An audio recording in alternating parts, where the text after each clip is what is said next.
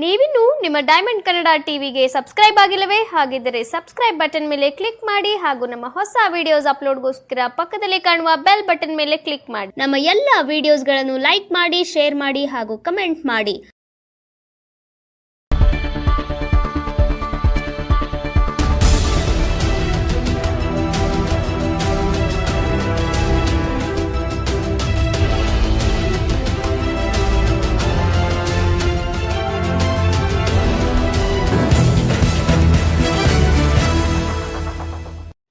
ಮಂಡ್ಯ ನಗರದ ಕಾವೇರಿ ನಗರದಲ್ಲಿರುವ ಬಿಜೆಪಿ ಮುಖಂಡ ಎಚ್.ಆರ್. ಅಶೋಕ್ ರವರ ಮನೆಗೆ ಮಾಜಿ ಉಪಮುಖ್ಯಮಂತ್ರಿಗಳು, ವಿರೋಧ ಪಕ್ಷದ ನಾಯಕರಾದಂಥ ಬಿಜೆಪಿ ನಾಯಕರಾಗಿರುವಂತಹ ಆರ್. ಅಶೋಕ್ ರವರು ಹಾಗೂ ಶ್ರೀರಂಗಪಟ್ಟಣ ವಿಧಾನಸಭಾ ಕ್ಷೇತ್ರದ ಬಿಜೆಪಿ ಪರಾಜಿತ ಅಭ್ಯರ್ಥಿ ಎಸ್. ಸಚ್ಚಿದಾನಂದ ರವರು ಅಶೋಕ್ ರವರ ಮನೆಗೆ ಭೇಟಿ ನೀಡಿ ಉಭಯ ಕುಶಲೋಪರಿ ನಡೆಸಿದರು. ಖಾಸಗಿ ಕಾರ್ಯಕ್ರಮದಲ್ಲಿ ಭಾಗವಹಿಸಿದವರು ತಗ್ಗಳ್ಳಿ ವ್ಯಾಪ್ತಿಯಲ್ಲಿ ಬರುವ ಹೋಬಳಿಯಲ್ಲಿ ವಿವಿಧ ಮುಖಂಡರು ಬಿಜೆಪಿ ಸೇರ್ಪಡೆಗೊಂಡರು. ಕಾಂಗ್ರೆಸ್ ಹಾಗೂ JDS ಪಕ್ಷದಿಂದ ಬೇಸತ್ತು ಬಿಜೆಪಿಗೆ ಸೇರ್ಪಡೆಗೊಂಡಿದ್ದಂತಹ ಅಭಿಮಾನಿಗಳನ್ನು, ಕಾರ್ಯಕರ್ತಗಳನ್ನು ಭೇಟಿ ನೀಡಿ ಕಾರ್ಯಕ್ರಮವನ್ನು ಯಶಸ್ವಿಗೊಳಿಸಲಾಯಿತು. ಇನ್ನು ಬಿಜೆಪಿ ಮುಖಂಡರಾದಂಥ ಎಚ್.ಆರ್. ಅಶೋಕ್ ರವರ ಮನೆಗೆ ಉಭಯ ಕುಶಲೋಪರಿ ನಡೆಸಿ ಕಾವೇರಿ ನಗರದಲ್ಲಿರುವಂತಹ ಸಮಸ್ಯೆಗಳನ್ನು ಬಗೆಹರಿಸಲಾಗುವುದು, ಈ ಭಾಗದ ಜನರಿಗೆ ಸ್ಪಂದಿಸಲಾಗುವುದೆಂದು ತಿಳಿಸಿದರು.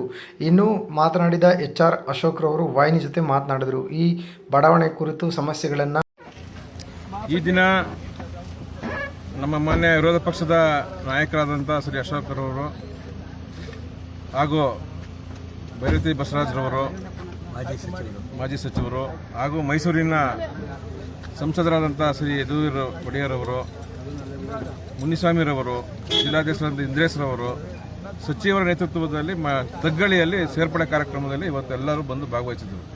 ಸುಮಾರು 150ರಿಂದ 200 ಜನ ಕಾರ್ಯಕರ್ತರು ತಗ್ಗಳಿ ಭಾಗದಲ್ಲಿ ಬಿಜೆಪಿಯ ನೇತೃತ್ವವನ್ನು ಮೆಚ್ಚಿ ಇವತ್ತು ಪಕ್ಷವನ್ನು ಸೇರ್ಪಡೆಯಾಗಿದ್ದಾರೆ. ಆ ಕಾರ್ಯಕ್ರಮದಲ್ಲಿ ನಮ್ಮ ನಾಯಕರುಗಳೆಲ್ಲರೂ ಭಾಗವಹಿಸಿ ಇವತ್ತು ಯಶಸ್ವಿ ಕಾರ್ಯಕ್ರಮವನ್ನು ನಡೆಸಿಕೊಟ್ಟು ನಂತರ ನಮ್ಮ ಮನೆಗೆ ಬಂದಿದ್ದರು. ಈ ಭಾಗದ ಕಾವೇರಿ ನಗರ, ದ್ವಾರಕಾನಗರ, ಶ್ರೀರಾಮನಗರದ ಎಲ್ಲ ನಿವಾಸಿಗಳು ಇವತ್ತು ಅವರಲ್ಲಿ ಒಂದು ಮನವಿಯನ್ನು ಸಲ್ಲಿಸಿದ್ದೇವೆ. ಈ ಭಾಗ ಕಳೆದ 25 ವರ್ಷಗಳಿಂದ ಡೆವಲಪ್ಮೆಂಟಲ್ಲಿ ಹಿಂದೆ ಬಿದ್ದಿದೆ. ಸಿಟಿಗೆ ಹೊಂದಾಣಿಕೆ ಆಗಿದ್ರೂ ಸಹ ಇಲ್ಲಿ ಡೆವಲಪ್ಮೆಂಟ್ ಆಗಿಲ್ಲ ಅಂತೇಳಿ ನಮ್ಮೆಲ್ಲ ನೋವಿದೆ. ರಸ್ತೆ ಇರ್ಬೋದು, ಚರಂಡಿ ಇರ್ಬೋದು, ಕುಡಿಯೋ ನೀರು ಇರ್ಬೋದು, ಬೇರೆ ಬೇರೆ ತೊಂದರೆಗಳು ಇರೋದ್ರಿಂದ ನಮಗೆ ಈ ಭಾಗದಲ್ಲಿ ನಗರಸಭೆಗೆ ಸೇರಿಸುವ ವಿಚಾರದಲ್ಲಿ ಸನ್ಮಾನ್ಯ ವಿರೋಧ ಪಕ್ಷ ನಾಯಕರು ಸದನದಲ್ಲಿ ಚರ್ಚೆಯನ್ನು ಮಾಡಿ ನಮ್ಮ ಏರಿಯಾದ ಡೆವಲಪ್ಮೆಂಟ್ಗೆ ನಗರಸಭೆ ಸೇರಿದರೆ ಅತಿ ಹೆಚ್ಚು ಅನುಕೂಲ ಆಗುತ್ತೆ ಅನ್ನೋ ನಿಟ್ಟಿನಲ್ಲಿ ಸೇರ್ಪಡೆ ಮಾಡಬೇಕು ಅನ್ನೋ ನಿಟ್ಟಿನಲ್ಲಿ ನಾವು ಕೇಳ್ಕೊಂಡಿದ್ದೀವಿ. ಅದಕ್ಕೆ ಮನವಿಯನ್ನು ಸ್ವೀಕರಿಸಿ ಪಾಸಿಟಿವ್ ಮಾತಾಡಿದ್ದಾರೆ. ಮುಂದೆ ಬರುವ ಸದನದಲ್ಲಿ ಚರ್ಚೆ ಮಾಡಿ ನಾನು ಈ ಮಂಡ್ಯದ ಡೆವಲಪ್ಮೆಂಟ್ಗೆ ಸಹಕರಿಸ್ತೀನಿ ಅಂತೇಳಿ ಹೇಳಿದ್ದಾರೆ. ಧನ್ಯವಾದ.